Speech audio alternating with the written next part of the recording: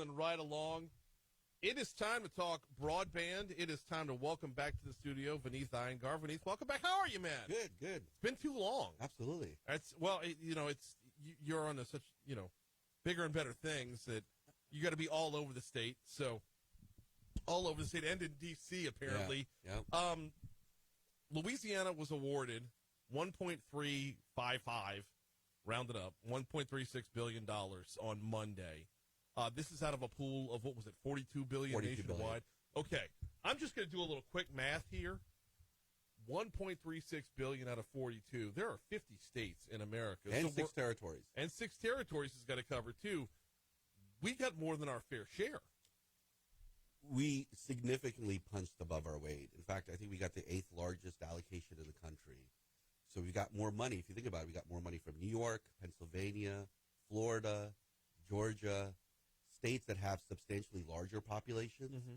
But in addition to substantially larger populations, states that, in theory, because they have larger populations, have a larger broadband problem. Mm-hmm. And so we've been really aggressive as an office and as a state ever since the last quarter of 2022 in really being as aggressive and trying to get as much money as we can get. Now, be honest. You got Joe Biden to sign off on half of it, and then you went to the back of the line and went through again, hoping he wouldn't remember you, and he didn't, so he signed it twice. Well, look, whatever it works. At this point, we got as much money as we could. We were hopeful for. In fact, going in, our numbers internally, we were projecting anywhere between 1.15 and 1.25 billion. Okay. And then boom, we got the 1.355 billion. Why? Well, partly because we've got, as an office, really great relationships with the 3 big federal agencies that are governing all broadband dollars. So it's really the FCC, U.S. Treasury, and U.S. Department of Commerce. And so we've got great relationships with them. They have visited our office. I mean, in the last 12, 15 months, we've had the chairwoman of the FCC come and visit on our invitation, the governor's invitation. We've had the vice president visit. Vice president went to Sunset, Louisiana. Yeah, by the way, I'll tell you, that project is almost done. Really?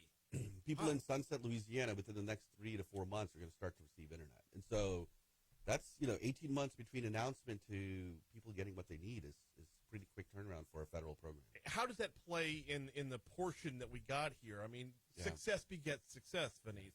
So are we able to use that as a flex when asking for more money? Yeah, absolutely. And I think what the feds and what others want to see is how well you execute these dollars, which are really extremely precious. These are taxpayer dollars, right? So they're going to look at how, as an office, and how there's alignment between the office, the governor, and legislature, which there's absolute alignment when it comes to all things broadband in Louisiana. And they're looking at that. They're looking at really good policy, but they're also looking at how offices like us and how our partners, which are really the private sector internet service providers, execute. It's amazing. We just got done with the Louisiana legislative session a couple weeks ago, and one of the stories, a minor story came out of it, was the money was given to LSU for the library and for the PMAC, and it was because Kim Mulkey testified in front of the state legislature. And that was my argument then. Success begets success. If you walk in showing you can be a winner, you're going to get more. You're going to be rewarded with more because of it. So if we can walk in to the White House or to Treasury or FCC or wherever showing, hey, we're already getting it done. We're already good stewards of the dollars. Right. Give us more. Right. And that's look, at the end of the day, whether you're in business or whether you're in the public sector, that's what it's about, right? Is, all right, give us a little money, let us prove ourselves, show substantial value, not only people, constituents, shareholders, whomever, and then when we come back and we've overexceeded, then we want more and we deserve more. So we've been pushing and advocating for this as much as we can. We're talking with Veneeth Iyengar. He is heading up implementation of broadband throughout the state of Louisiana, so $1.36 billion. So before it's divvied up and sent to where it needs to be sent, do you put it all in a mini storage like Walter White in Breaking Bad? Well, I don't know if Walter White had 1.36 billion. I think he had a good chunk of change, right? Look, in the case, in our case, and the way it works, Brian, it's 1.36 billion is the federal component for the infrastructure. Mm-hmm. You have to tack on 25%, which is the obligatory match that comes on top of that. that match is actually borne not by the state, not by local governments, by the private sector. So if you start to think about the totality and the impact of 1.35 billion, it's closer to 1.7 billion. And this is the key. This is the key. Really, two key statements that I wanted to make. The first is, and you know this, right? The size of the infrastructure challenges in Louisiana sometimes is dislocated with the amount of federal funds you receive to solve that challenge. In the case of broadband, we think it's going to cost $1.6 billion to get every single Louisianian. So that's key. Our job is not to get 90% of the work done and be done and be happy.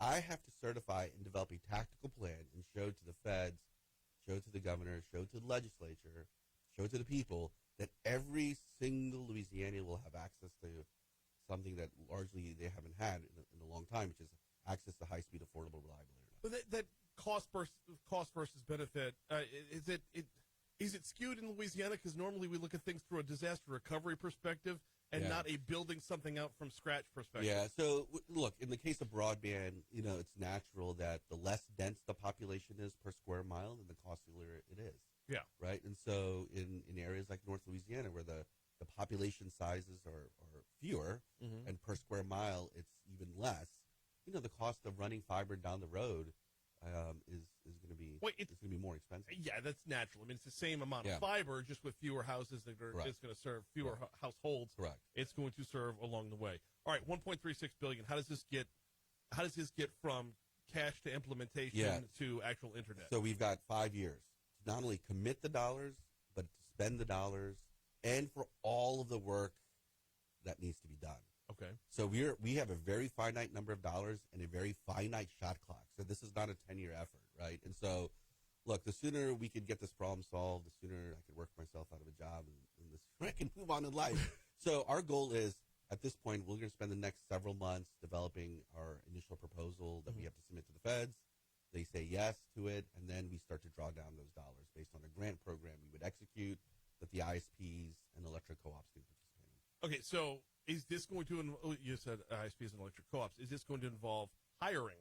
I mean, is this... Yeah, so look, we're going to need 7,000 people to construct and maintain these networks. The good news is last year the governor put $10 million into the community college system to help pay for tuition reimbursements for folks that want to pursue a career in the telecom space, which is great.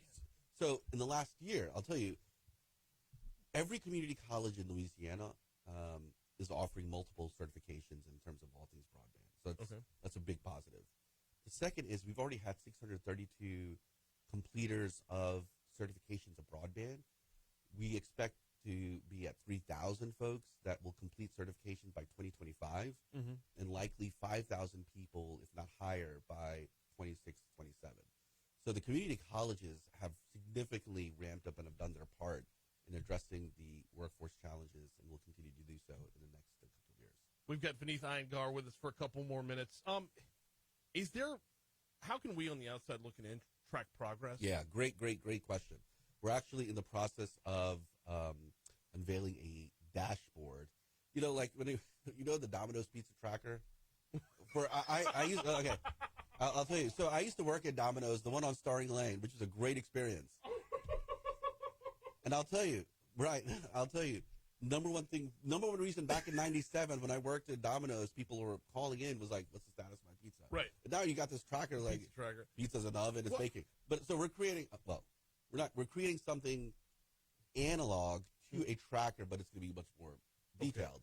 Okay. And what we're going to do is we're going to have a public-facing dashboard that shows the list of projects.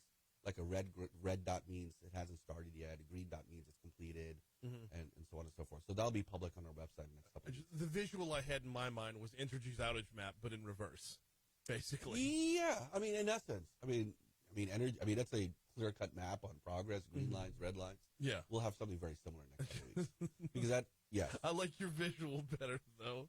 Well, I like to eat pizza. From Starring Lane to heading up broadband for the state, Veneeth Iyengar, our guest for another couple minutes. I hear in Baton Rouge we're a little bit skewed, because I've never had a problem with my internet access here in Baton Rouge.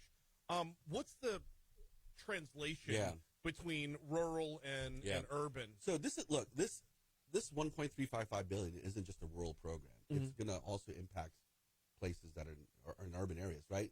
The challenge in EBR, if you start to go north, the northern extremes of the parish are going to be largely a rural problem where you have a large number of people, or fewer number of people that are unserved. Mm-hmm. However, you might see pockets in Baton Rouge or in EBR or even in the surrounding parishes where the issue is not unserved, but the issue is there are folks that are underserved, meaning folks that have internet, but it's not good enough.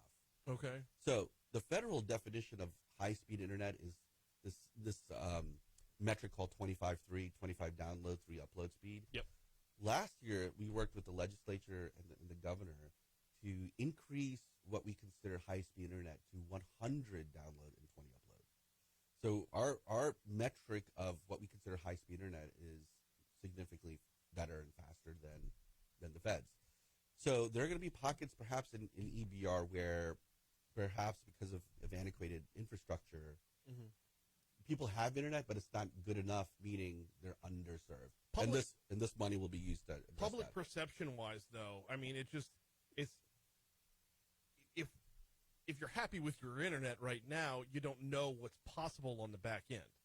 Correct. So look, now the challenge is that there's hundreds and hundreds of thousands of households and small businesses that frankly don't have anything. Yeah. I mean, they're still dial-up. They're getting 1 download speed, if best, mm-hmm. half a megabyte upload speed, and so basically it's non-existent. We've got about a minute left. I got to circle back to the private partnership end of this. Yeah. What was the opt-in there? How did we get to where that we see those matching dollars? Well, look, the federal law requires that there needs to be a match, and so in this case, and the federal law said, look, how you generate that match is really entirely up to the state. So everyone in business has skin in the game. Absolutely. This isn't a matter of the government picking and choosing.